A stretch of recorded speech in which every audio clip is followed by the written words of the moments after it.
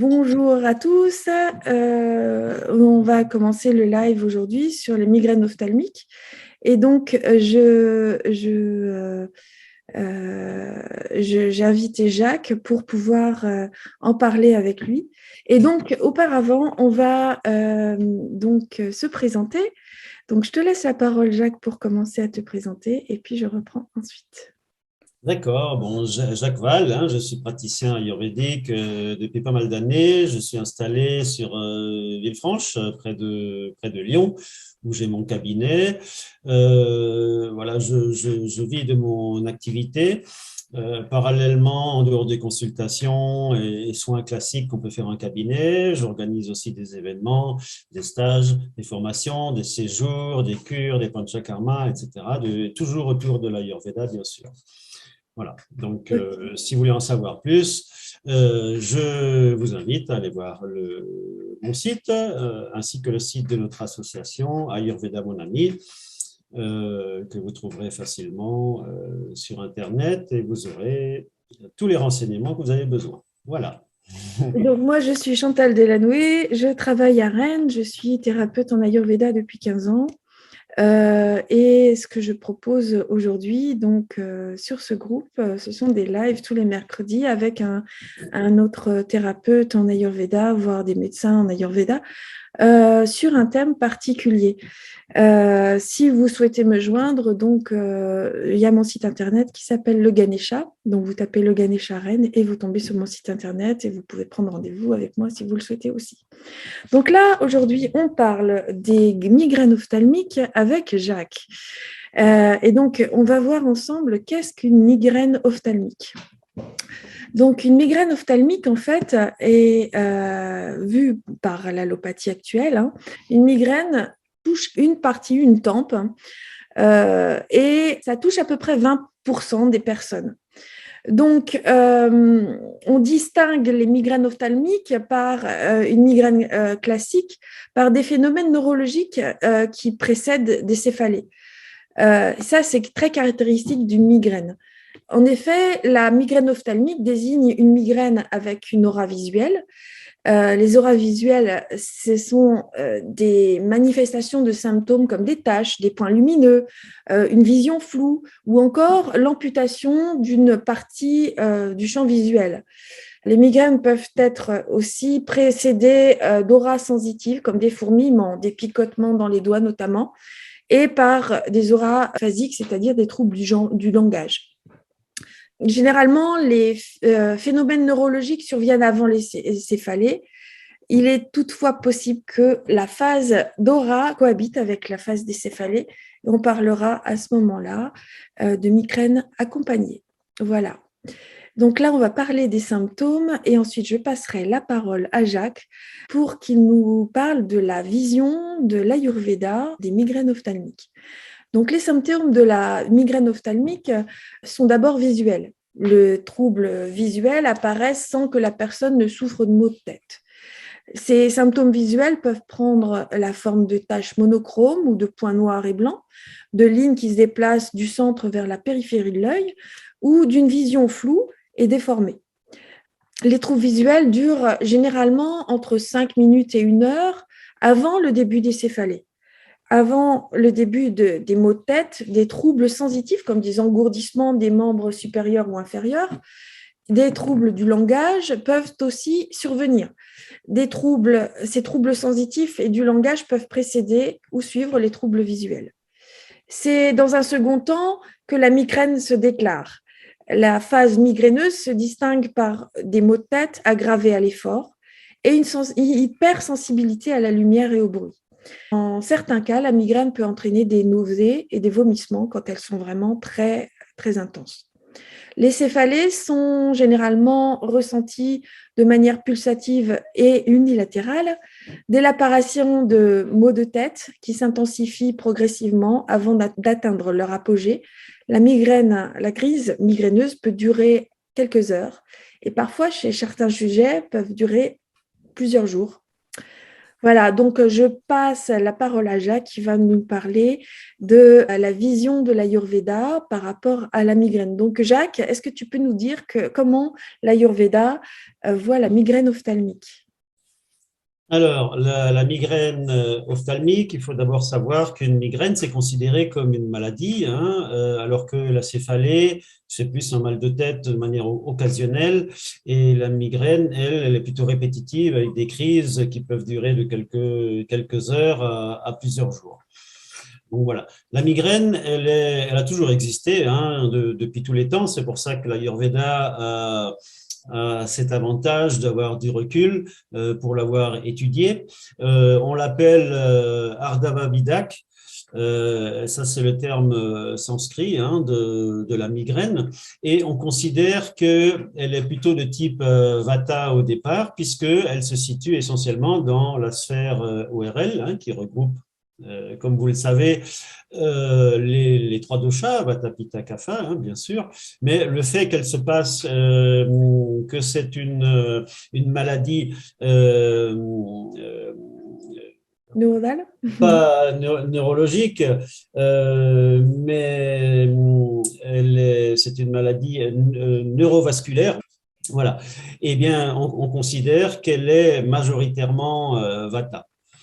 Alors, on peut déjà différencier le type de migraine en fonction du dosha. Quand, par exemple, les migraineux kapha ont plutôt tendance à percevoir les migraines ou avoir des crises plutôt le matin, alors que les pitta, c'est plutôt l'après-midi, en fin de journée. Et les vata, à n'importe quel moment, puisque, comme vous le savez, vata, ça va, ça vient, ça bouge tout le temps. Voilà. Mm. Et au Et niveau de la douleur, d'ailleurs, c'est différent aussi. Et au niveau de la douleur aussi, hein, effectivement, puisque on peut la sentir ailleurs que simplement au temple, mais aussi beaucoup sur le cuir chevelu, par exemple, sur le sommet du crâne. Parce que c'est en lien direct avec le cerveau, c'est l'endroit le plus proche. C'est intéressant de savoir à quel dosha l'on appartient et à quel dosha la migraine elle est associée, parce que cela va nous permettre aussi d'apporter, de chercher à retrouver l'équilibre qu'on a perdu, effectivement, parce que la migraine ne vient pas comme ça, elle ne tombe pas du ciel, bien sûr. Il y a forcément des causes, des raisons, et c'est souvent lié à des déséquilibres. Alors, les causes sont souvent exogènes. Elles viennent souvent de l'extérieur et pas forcément de l'intérieur. Et ces causes-là, elles sont multiples, hein. Les facteurs sont nombreux. Il y a d'abord notre hygiène de vie. L'hygiène de vie, essentiellement l'hygiène de vie environnementale, c'est-à-dire les relations sociales, professionnelles, amicales, bref, tout ce qui peut générer du stress, de l'angoisse, des peurs, tous ces phénomènes émotionnels qui font que notre sensibilité, notre émotion est soumise à rude épreuve. Qu'est-ce que cela génère? Ben souvent, on dort moins bien, donc le sommeil est un facteur qui va mobiliser beaucoup les migraineux, parce que quand vous faites, par exemple, vous sortez, vous allez en boîte le soir, vous passez la nuit blanche, le lendemain, ben, on a la tête comme un chou, on n'est pas bien, et c'est l'occasion idéale, c'est le terrain idéal que vous avez préparé pour que les migraines puissent s'installer. Donc, le sommeil est un facteur important. Ensuite, il y a effectivement tous les facteurs émotionnels. D'ailleurs, là aussi, ça peut être intéressant de rechercher un peu comment dire, la piste émotionnelle est peut-être intéressante. Pourquoi? Parce que les migraines touchent les 5 sens. Lorsqu'on a mal à la tête, migraine ophtalmique, les 5 sens sont touchés. On a moins, le goût, il est bien moins, bien plus absent. L'ouïe, la vue, la parole. Chantal parlait des troubles de l'élocution tout à l'heure. Enfin bref, on n'est pas bien. Donc, on ressent moins les choses. Et ça veut dire quoi, ça? souvent, ça se traduit symboliquement par des besoins qu'on n'arrive pas à exprimer. Hein. L'élocution, par exemple, les troubles de l'élocution, qui peuvent être un effet secondaire de la migraine ophtalmique. Hein. Trouble de l'élocution sous-entend avoir du mal à exprimer quelque chose. Par ailleurs, les cinq sens aussi étant en déséquilibre, étant moins performants, ça veut dire que vous vous coupez en fait de la relation avec les autres, avec la société, avec votre famille, vos amis, etc. Ça veut dire quoi le fait qu'on se coupe? Ben, que nous sommes en situation de frustration. Ça veut dire qu'on a des décisions difficiles à prendre, par exemple. Pourquoi? Parce qu'on se sent gêné, on se sent embêté, on a peur de ce que peuvent dire les autres, du ressenti, du jugement, etc. On est aussi moins efficace, on est moins performant. Vous allez au travail avec une migraine, vous n'aurez pas les mêmes résultats que quand vous y allez en pleine forme. Ça veut dire symboliquement également que vous avez du mal à accomplir votre travail. Et tout ça, ces pistes émotionnelles sont aussi à prendre en compte, bien sûr. Ça fait partie de cet ensemble. Et pour revenir aux causes que j'exprimais tout à l'heure, donc il y a l'hygiène de vie dans laquelle l'alimentation occupe une place importante de choix. Vous savez bien qu'avec, je pense que la plupart d'entre vous qui avez quelques notions d'Ayurveda, que le fait digestif est un élément fondamental. Une alimentation mal digérée, improprement digérée, laisse beaucoup de déchets, de toxines dans notre corps qui vont polluer un petit peu les différents dhatus, hein, les 7 dhatus. Les dhatus, ce sont tous les tissus de notre corps, hein, le plasma, le sang, les muscles, la moelle épinière, les organes de reproduction, etc. Tous ces tissus-là vont être impactés par les accumulations de déchets ou par un dysfonctionnement lié à d'autres dhatus, enfin d'autres tissus qui sont mal nourris. Par le phénomène de cascade, hein, mais bon, on ne va pas rentrer dans les détails, mais toujours est-il que lorsque vous rentrez dans une chronicité de ces déséquilibres, c'est là que ça va avoir des effets secondaires sur le système nerveux qui sera impacté à un moment ou un autre, parce qu'il ne pourra plus gérer la bonne utilisation des organes de nettoyage, les émonctoires, etc., etc. Et c'est là, par la suite, avec cet enchaînement, cette accumulation, qu'on va arriver à la sphère ORL, à la tête, au cerveau, qui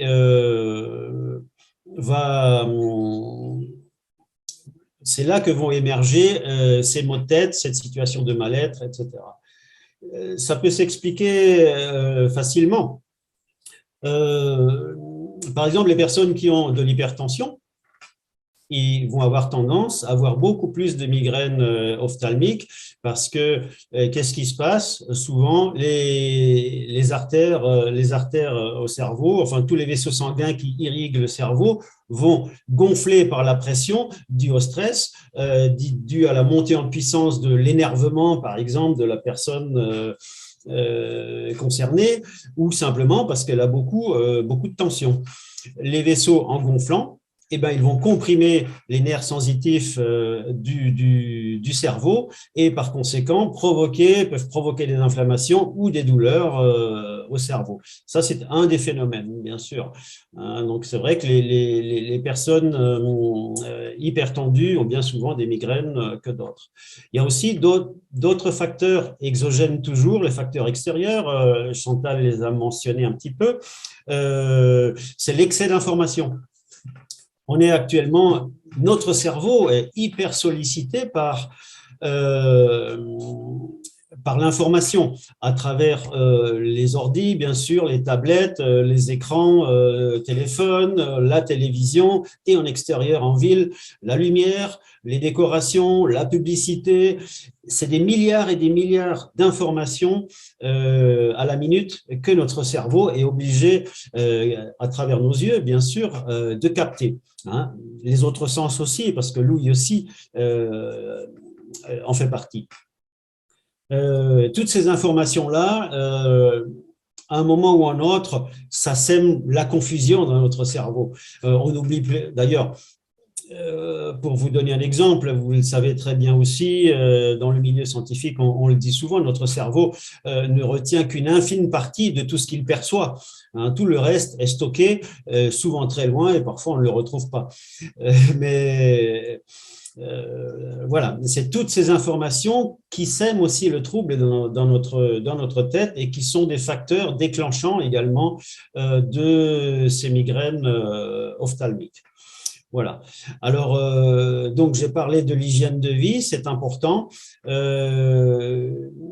Être vraiment dans l'empathie, dans l'amour en règle générale, avec du sommeil, une bonne hygiène alimentaire, une activité physique, non pas dans l'excès, c'est-à-dire dans la compétition qui fait monter la pression, hein, dans le sens, mais toujours chercher Sama. Sama, c'est l'équilibre. Hein.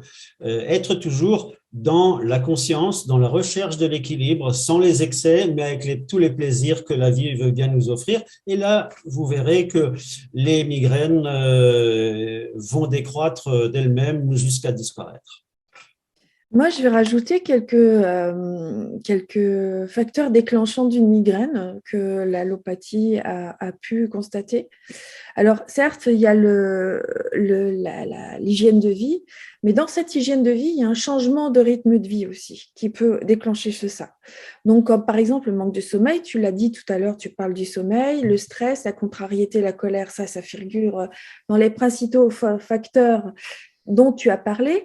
La consommation de certains aliments et boissons. Et là, moi, je vais rentrer un peu plus dans le détail. Et on a vu, par exemple, que le chocolat, la charcuterie, le café, le lait et Stupéfiant. Hein?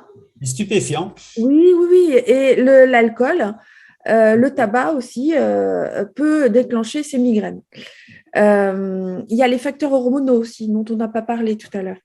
Par exemple, Alors, ça, oui, juste pour, effectivement, je vais compléter ça.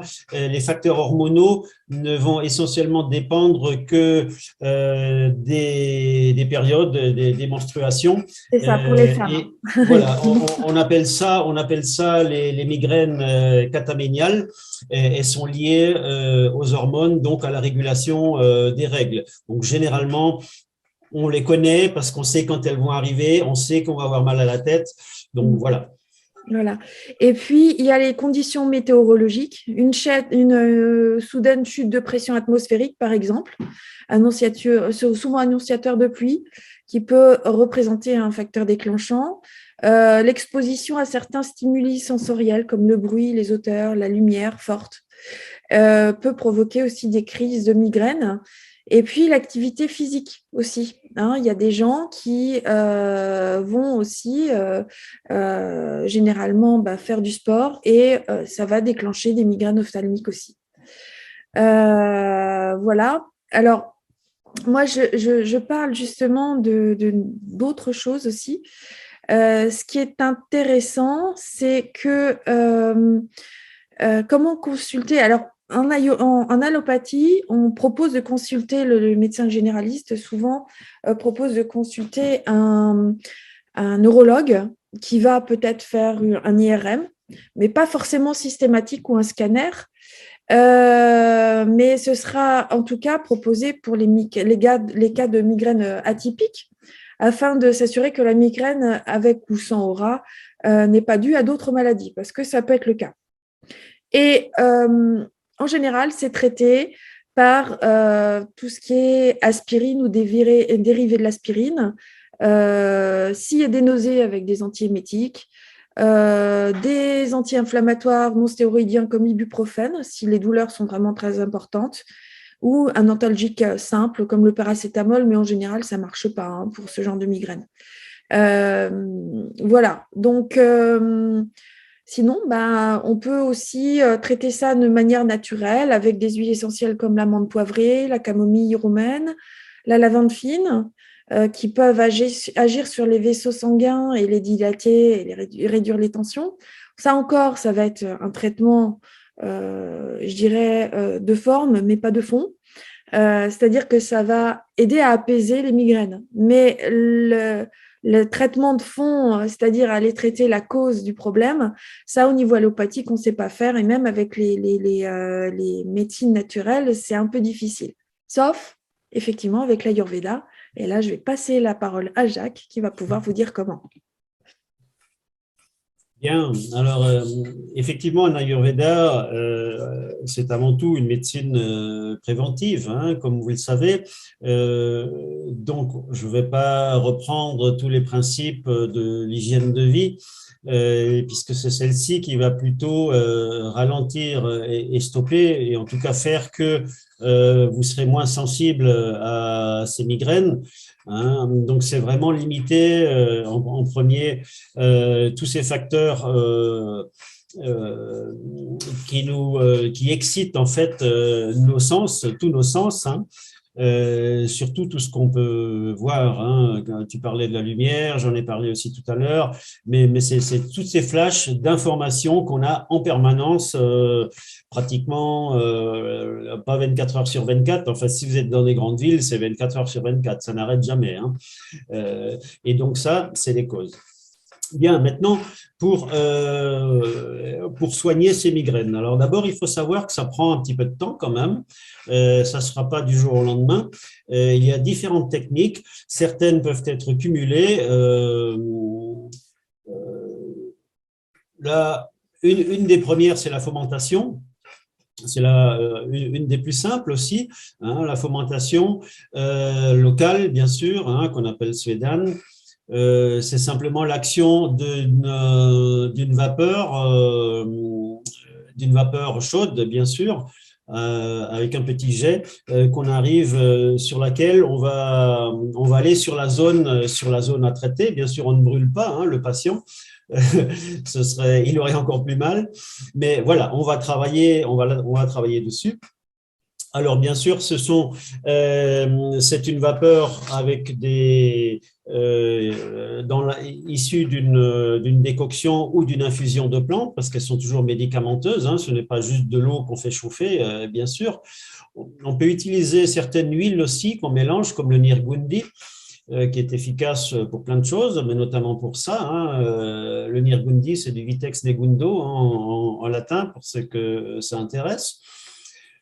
Classiquement aussi, ce qu'on utilise beaucoup dans les panchakarma, mais qu'on peut faire chez soi aussi, c'est le nasyam. Ce sont des gouttes nasales. Bien sûr, il y a tout un autre travail. Il n'y a pas que les gouttes, bien sûr, mais ça, c'est quelque chose qui peut se faire chez soi aussi. Toujours de l'huile issue des plantes, donc une huile médicamenteuse, hein, bien sûr, ce n'est pas que de l'huile de sésame. On peut rajouter certaines herbes. Voilà, toujours précédé aussi d'une préparation de la zone, soit simplement par des massages de la tempe, du front, etc., soit des points de pression comme la marmathérapie, vous allez travailler sur certains points comme Ukshtepa, par exemple. Voilà, tout ça, vous pouvez cumuler, bien sûr. Après, ça va peut-être étonner certaines personnes, il y a les bastilles aussi, les lavements. Et aussi sont très efficaces également. Mais bien sûr, on ne va pas les faire à l'eau. On va utiliser de l'huile, principalement de l'huile de sésame, et toujours avec des herbes, des décoctions d'herbes, notamment pour les céphalées. Ou les migraines ophtalmiques, on peut utiliser du chatabari, Asparagus rasmosus, hein, pour ceux que ça intéresse. Ceux qui pratiquent le chirobasti aussi, c'est pas évident ça, parce qu'il faut un outil qui va enserrer la tête sous forme de couronne un petit peu, que l'on remplit partiellement d'huile, toujours de l'huile médicamenteuse, hein. Là qu'on va donc traiter le cuir chevelu. Ça peut se faire avec de l'huile, mais ça peut se faire aussi avec du lait, hein, avec du lait dans lequel a macéré des herbes, bien sûr. C'est aussi un élément très intéressant. Alors, il faut savoir que ces techniques-là ne se font pas une seule fois, hein. C'est vraiment un traitement, donc il faut les faire de manière séquencée, de manière régulière, un certain temps, jusqu'à l'éradication de ces migraines ophtalmiques qui, comme je vous l'ai dit en début, en préambule, sont une vraie maladie elles surviennent par crise et qu'elles peuvent durer parfois plusieurs jours.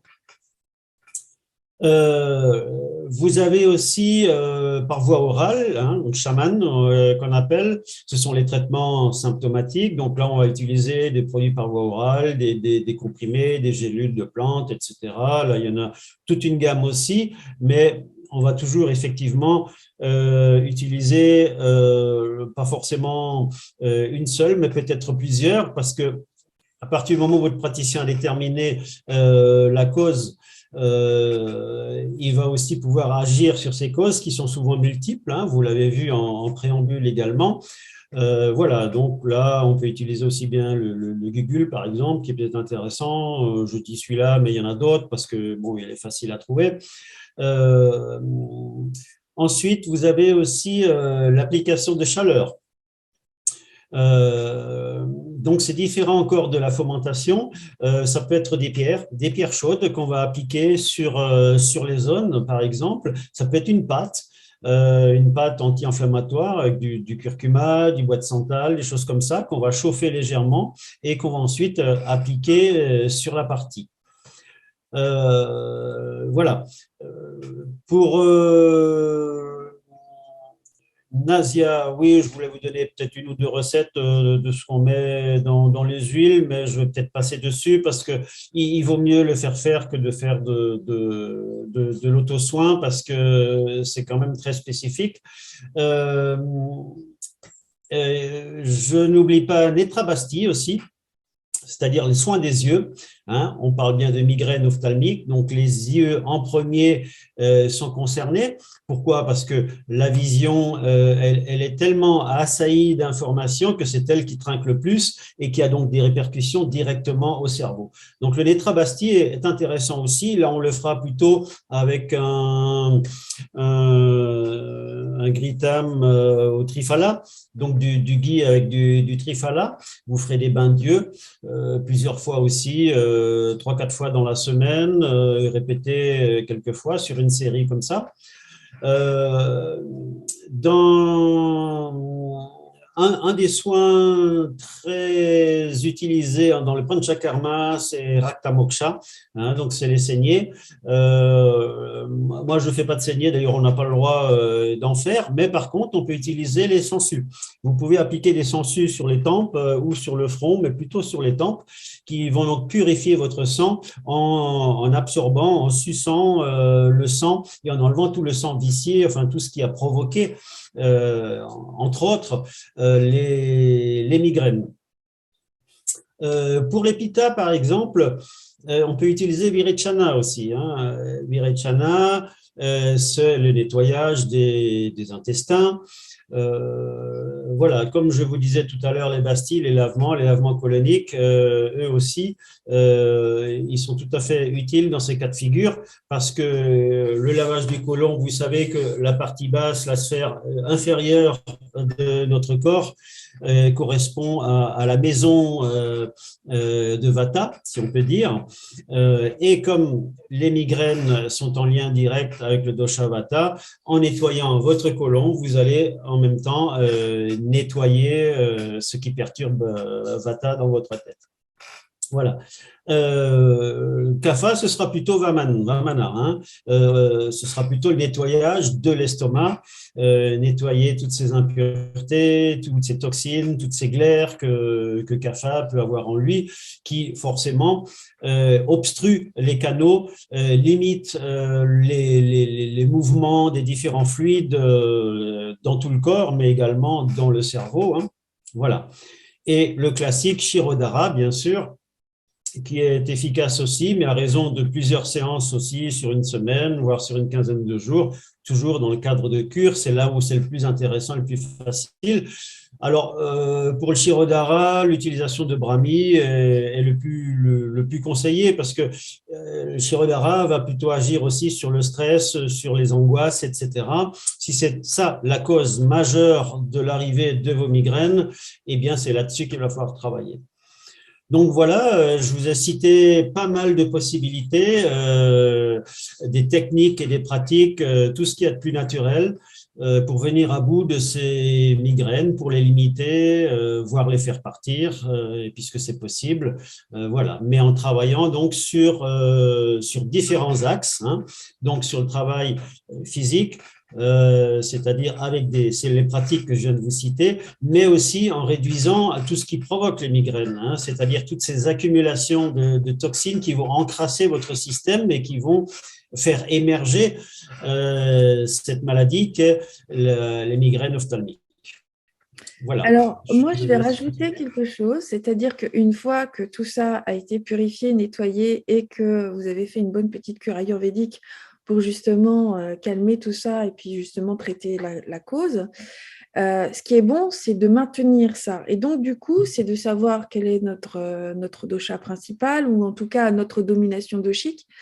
Et ensuite, justement, avoir une hygiène de vie et mettre en place une alimentation bien spécifique, une diététique, associer le yoga et la maîtrise du souffle avec le pranayama. Et puis des automassages, des soins ayurvédiques régulièrement, ça doit faire partie de l'hygiène de vie.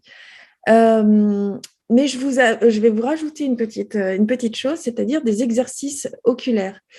Et il y a une chose que justement Kiran Vyas a parlé dans son livre qui s'appelle Le yoga des yeux, qui traite très bien qui permet vraiment beaucoup de maintenir justement cet apaisement et d'éviter justement que les migraines récidivent, qui s'appelle l'ensoleillement. C'est-à-dire qu'en fait, vous allez prendre 1 minute 30 pour pratiquer l'ensoleillement. Vous allez présenter vos yeux au soleil, paupières fermées, pendant quelques instants et vous allez vous tenir debout confortablement, les pieds légèrement écartés et le corps souple et léger comme un arbre au vent. Voilà.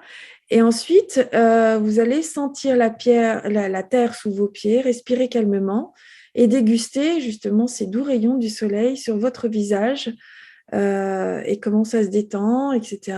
pour justement permettre en fait au prana du soleil de pouvoir traverser la paupière des yeux et permettre de vous apaiser aussi à l'intérieur.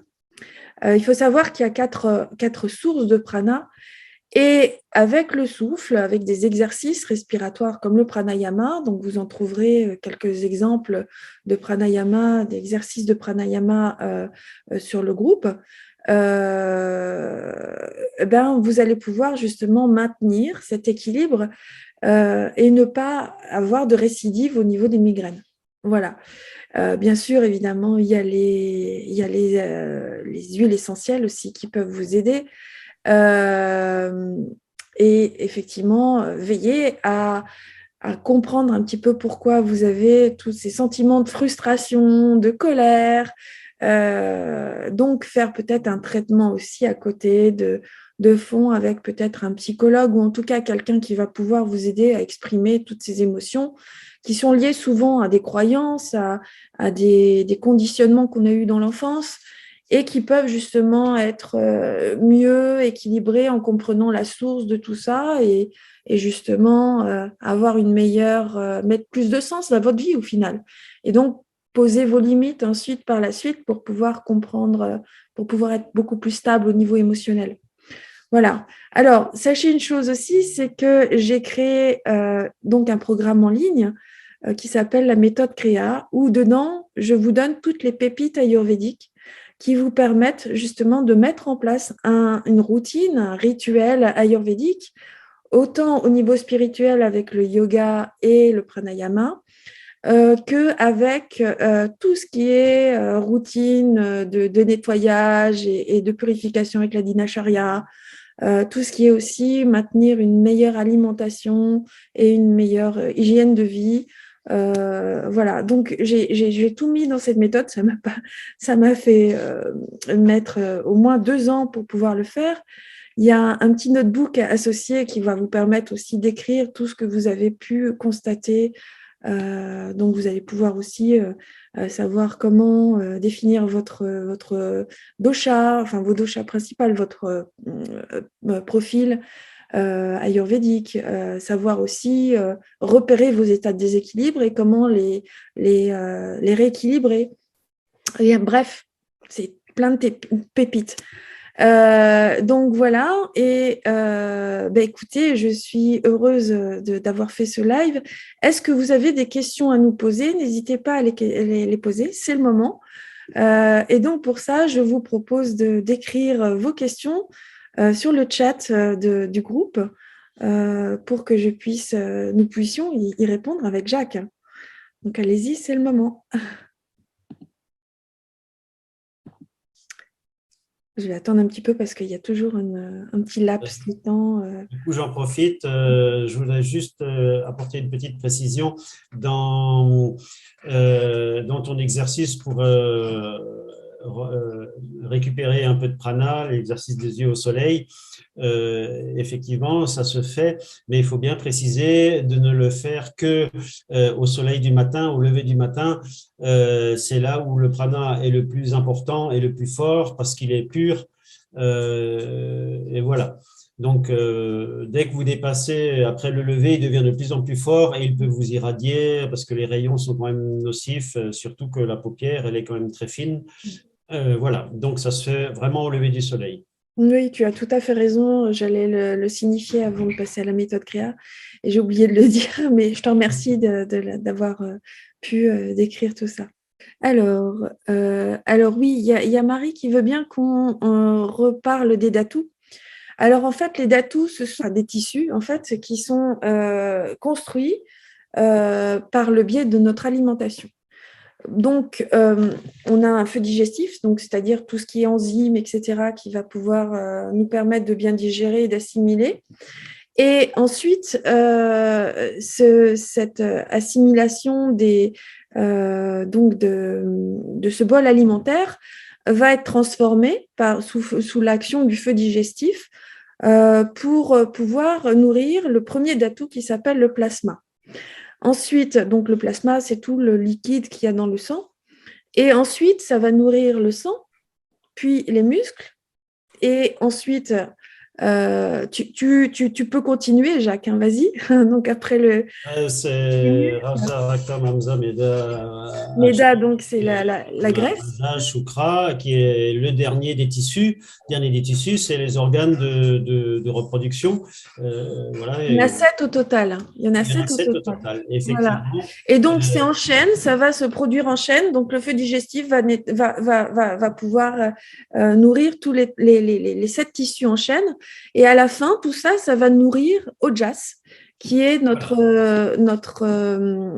Finalité, production, ouais, notre vitalité, qui va permettre, en fait, on appelle ça un peu plus communément le système immunitaire. immunitaire, système Voilà, immunitaire, c'est ça. effectivement. Donc, du coup, à partir de ce moment-là, vous comprenez bien que si notre alimentation n'est pas adaptée, forcément, tous les tissus, les datus, ne vont pas être correctement produits.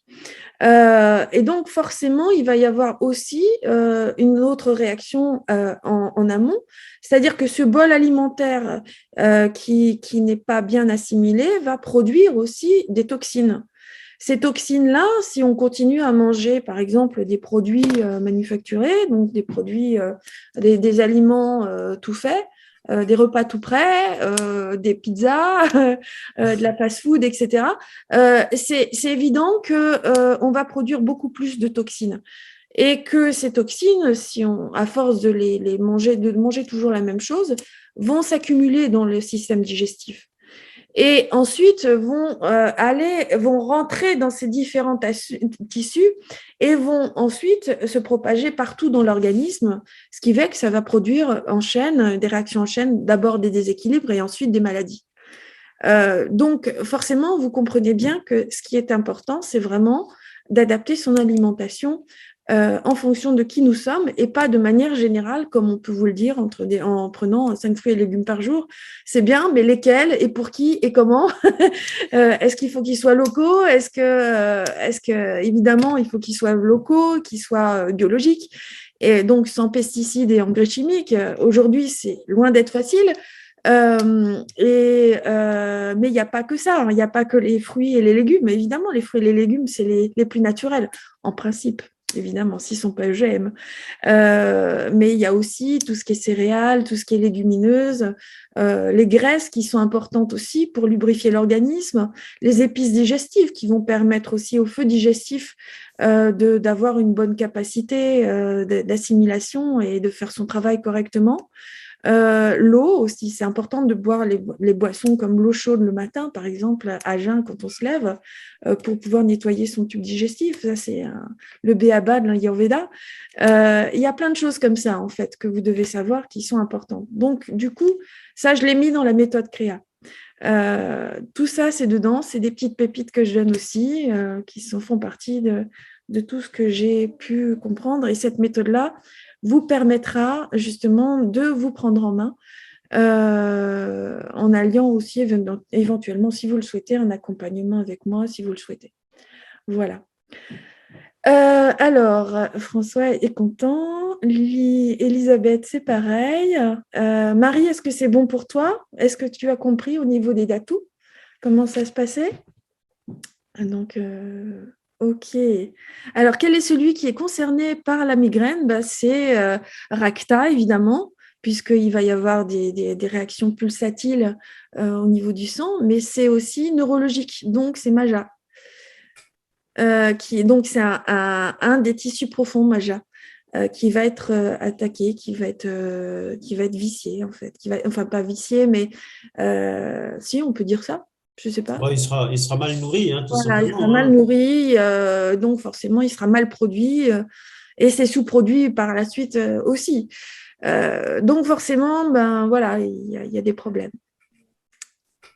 Voilà, Marie, est-ce que tu as d'autres questions à poser? Ou les autres, hein? Par rapport au tissu. Alors, oui, il y a aussi Viana Vayou, mais ça, tu vois, alors il y a Océane qui parle de ça. Je pense que Océane doit être praticienne ou thérapeute en Ayurveda. On a voulu que ce live soit accessible à tout le monde, donc on ne rentre pas dans les sous-doshas pour justement plus de facilité de compréhension des personnes qui ne connaissent pas l'Ayurveda comme nous. Mais tu as complètement raison. Viana Vayu, c'est le sous-dosha de Vata qui va permettre la circulation du prana à l'intérieur des shrotas, donc des canaux. Et donc, C'est Alosha Kapita. voilà. Bon, bref, on ne va pas rentrer dans les petits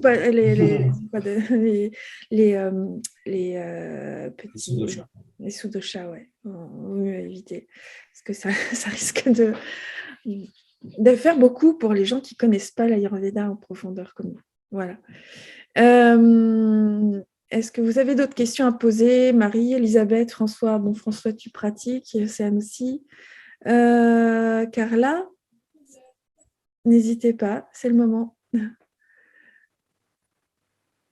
Il n'y a pas de problème, Océane. Elle dit qu'elle demande pardon d'avoir envoyé le message trop tôt. Il n'y a pas de problème, Océane. Il n'y a pas de souci, avec plaisir, hein.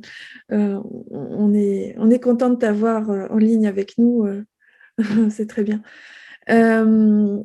Bon, ben écoutez, n'hésitez pas à poser à nouveau vos questions. Si tout est OK, n'hésitez pas à mettre un petit pouce, hein, ou un petit cœur, comme vous voulez. Et puis, on va pouvoir… Est-ce que tu veux rajouter des choses Non, pas spécialement. On a fait le tour de la question. Mais je pense que, comme on le dit souvent, ne pas faire d'automédication parce qu'il y a plein de techniques, mais elles sont toutes plus ou moins spécifiques en fonction du type du dosha et du sous-dosha également. Voilà. De même que les plantes qu'on peut proposer, faites ça toujours en accord avec votre praticien référent. En tout cas, pour ceux ou celles qui sont un petit peu moins branchés à Ayurveda, pour celles qui connaissent, après, vous pouvez tester sur vous-même, au moins vous saurez ce qu'il faut donner à vos patients. Voilà. Mais je crois qu'il faut le rappeler à chaque fois parce qu'il y en a toujours qui veulent faire un peu eux-mêmes, voilà, pour limiter parfois les coûts, etc.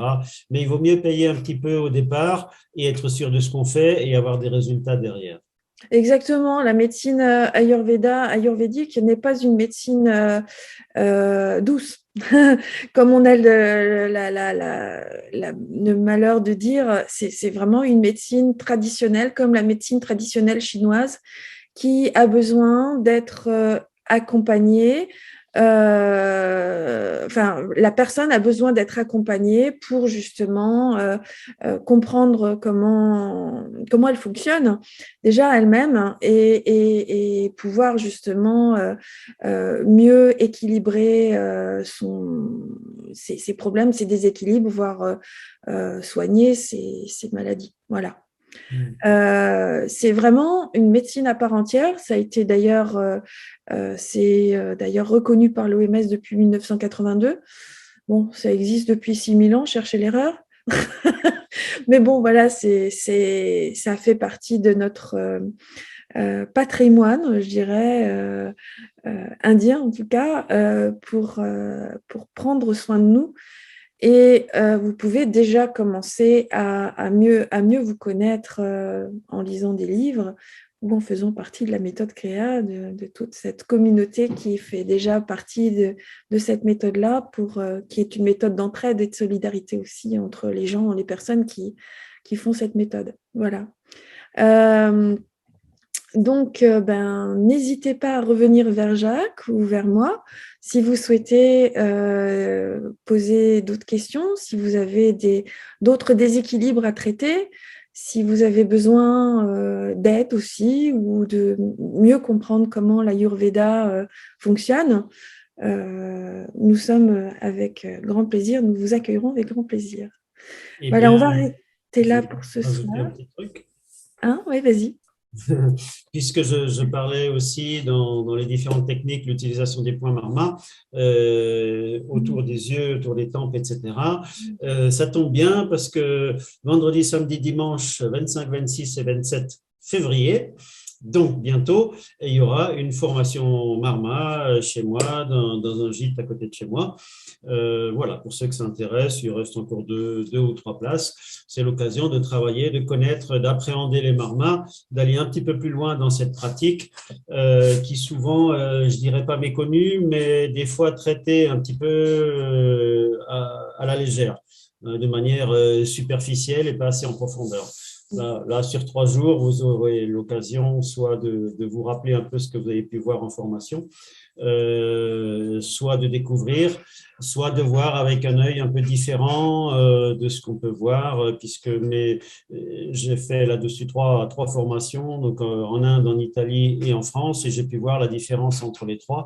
Et donc, c'est intéressant voilà, de travailler un peu de cette manière-là, d'avoir ce recul et cette vision-là des points marins. Où est-ce qu'on peut retrouver cette formation? Est-ce que tu peux donner le lien vers... Sur mon site, oui, donc c'est www.ayurveda-val, Val c'est mon nom, hein, wahl.fr. Donc, je pense que tu vas tu le mettras sur. Je l'ai mis là sur Voilà. je l'ai mis sur le groupe là. Mais je le mettrai en lien après sur la vidéo. Ouais, sur le site, il y a tout l'agenda des formations que j'ai fait. Là, ce week-end, j'en ai une, mais là, c'est un peu tard. J'en ai eu les trois pratiques bien spécifiques, Netra Basti, Karnapurna et Agni Karma, pour ceux qui connaissent. Donc, le soin des yeux, soin des oreilles et les soins des articulations, tout ce qui est articulaire, tendineux, nerveux, etc. Donc, thermocautérisation. Voilà, trois pratiques qu'on va étudier en 3 jours, une par jour. Super. Voilà. Est-ce que tu peux nous décrire un petit peu le programme?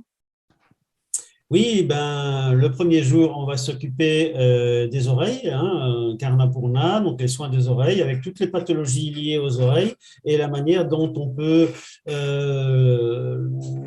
équilibrer, réduire et voire soigner les déséquilibres au niveau des oreilles, de l'ouïe. Voilà. Donc, la matinée sera consacrée à la théorie, l'après-midi à la pratique, donc tout le monde y passe. Le lendemain, on fait Netrabasti, j'en ai parlé tout à l'heure pour les migraines, puisque ça en fait partie aussi. Donc, on va travailler sur les yeux, on va nourrir les yeux avec du ghee chaud, médicamenteux, bien sûr. Donc, on va travailler sur les formulations et on va pratiquer aussi en faisant des bains d'yeux avec différentes méthodes, la méthode ancestrale avec les bouddhas en pâte, mais aussi avec des verres spéciaux, des récipients spécifiques qu'on va pouvoir poser sur les yeux et remplir d'huile.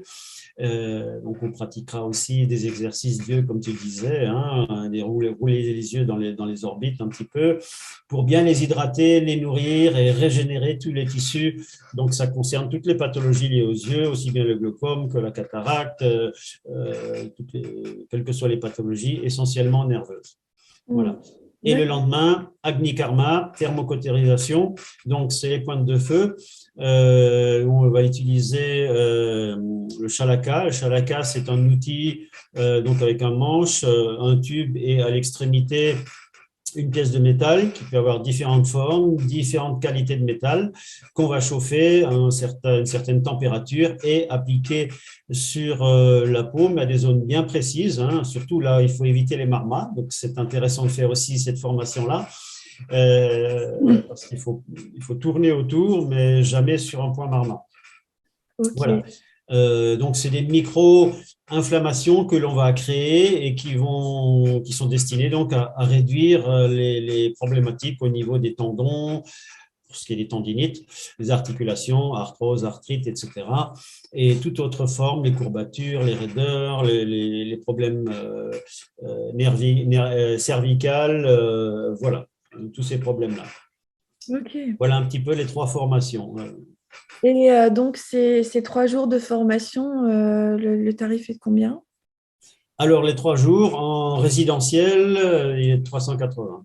D'accord, ok, ouais, ça va. Voilà, donc j'en fais 2 par an, une en début d'année, une en fin d'année. La Marma, c'est pareil, il y en a 2 par an.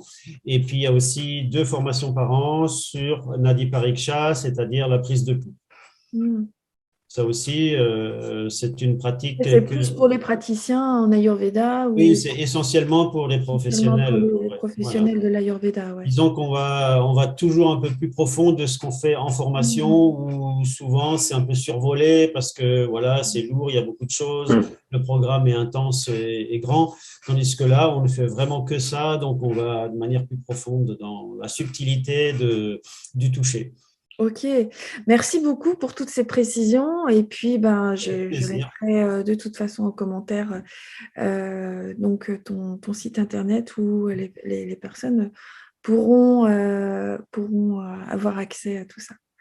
Merci beaucoup à toi, Jacques, et puis à vous. Merci beaucoup à tous les auditeurs et à toi, Chantal, et au plaisir de te revoir. Eh ben, on se revoit dans 15 jours pour parler pour du le syndrome. syndrome du côlon irritable. Hein. C'est C'est ça, ça, dans 15 jours. Voilà. Avec plaisir. À bientôt. Au revoir. Au revoir.